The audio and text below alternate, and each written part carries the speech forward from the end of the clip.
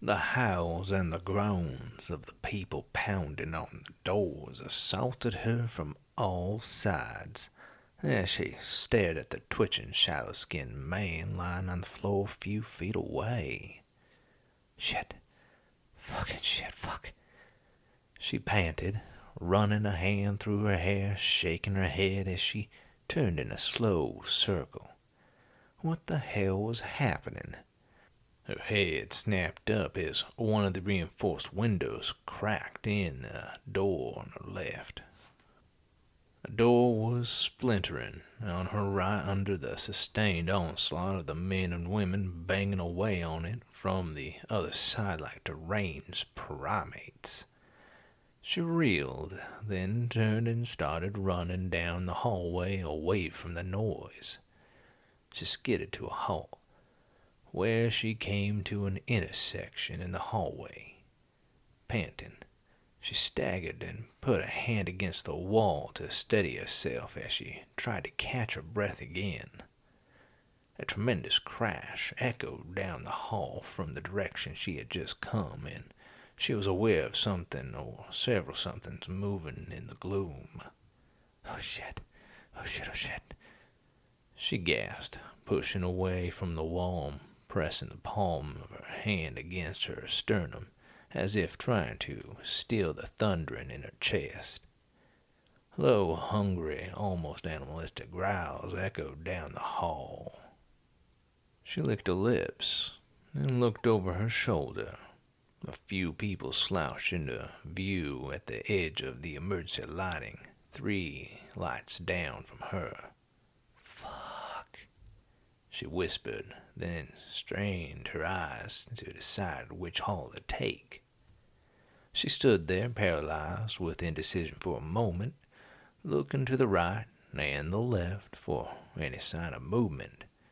The ringing in her ears prevented her from really hearing if there were any more of these strange people down there.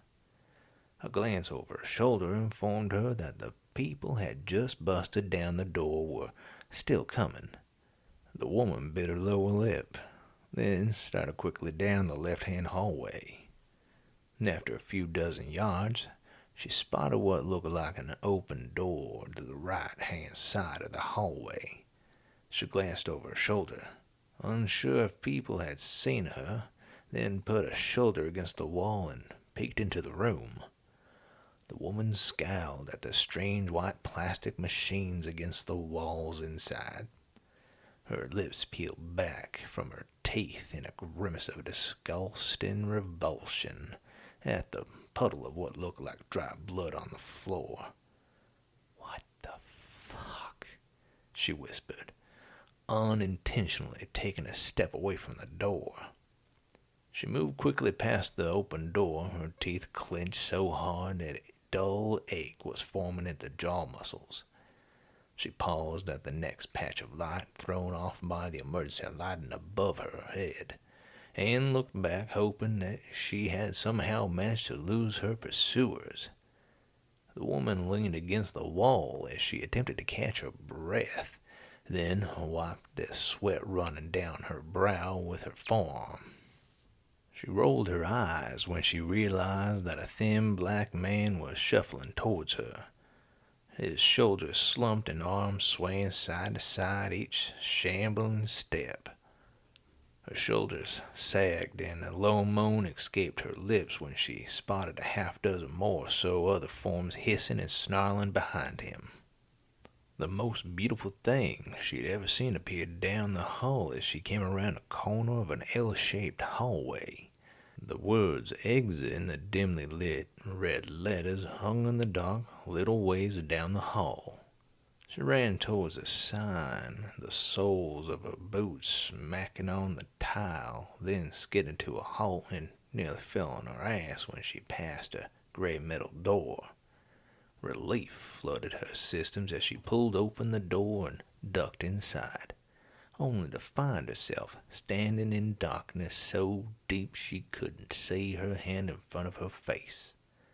She couldn't even see the door after it clicked shut. Oh, great, she groaned, then yelped in surprise when a hand pounded on the other side of the door.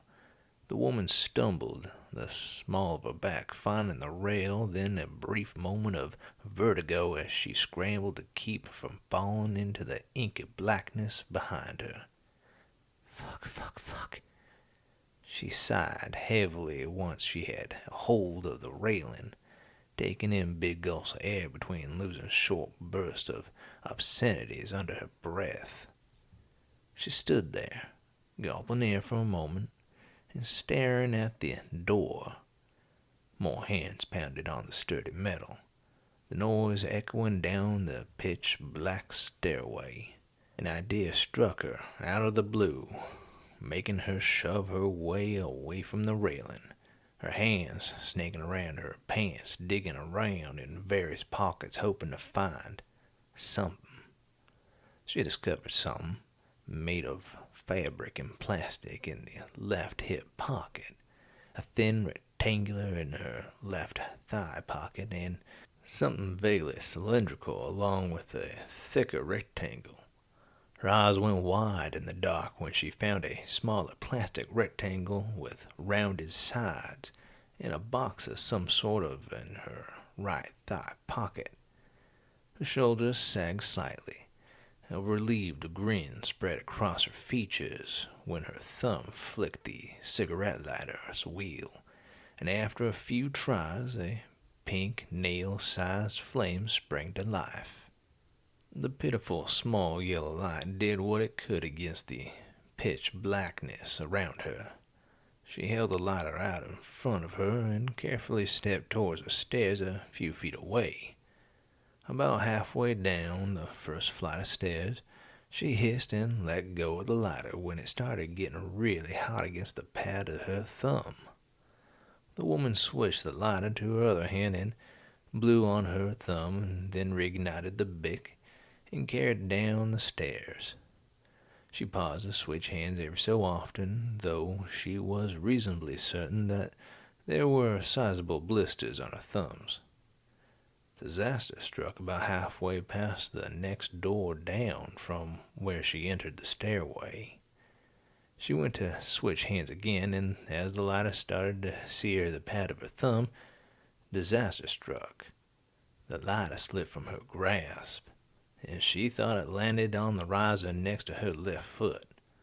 A blind, feral panic threatened to envelop her as she crouched and tried desperately to find that lighter.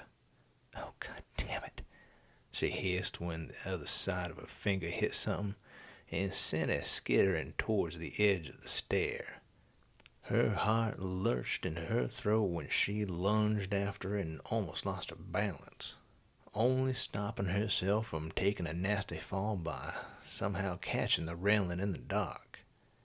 She righted herself and then ran the palm of her hand over her face. The woman rested at her hands and on her hip as she let out what was a very heavy sigh and then leaned against the wall. What the hell am I going to do